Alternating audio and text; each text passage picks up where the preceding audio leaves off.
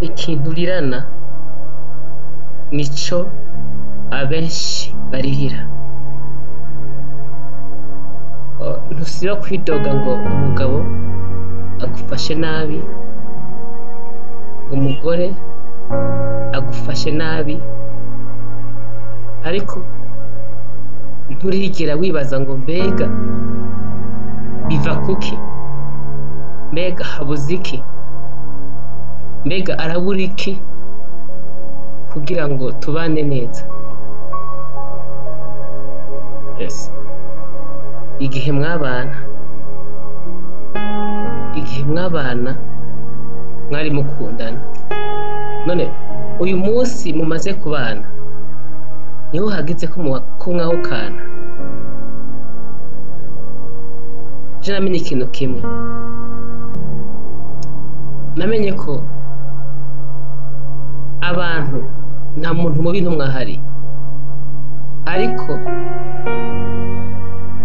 n'umuntu afise uko yumva ibintu bitandukanye nuko je numva ibintu, noneho bigaca birema ukutumvikana n'umushwano.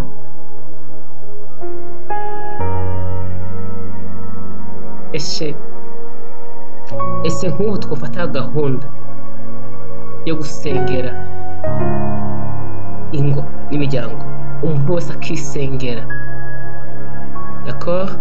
Wewe wumva ko ufite ikibazo ko umugabo akubangamiye, raba nimba nawe utamubangamiye. Mbega ubwo nta kintu akuburana? Mbega ubwo nta kintu nawe ufitemo uruhara mu gufata nabi kwiwe? Umugabo arira ngo umugore amufashe nabi, mbega wa mugabo ubwo nta hantu nawe ufite ikosa rituma ubona ko ari we munyamakosa, rituma ubona ko umugore wawe ari mu ikosa, ari umuntu mubi? Mureke kwararazanya, mureke kwandagazanya, kuko nta kindi gituma amatati y'ingaja hanze, ni ugushaka kugaragaza ko wewe uri mukuri ujya atari mukuri. Listen,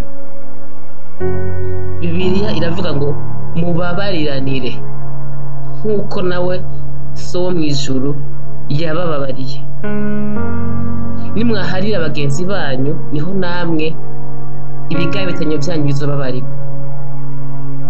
Yes, ubwo butumwa bw'uno munsi. Murakoze cyane.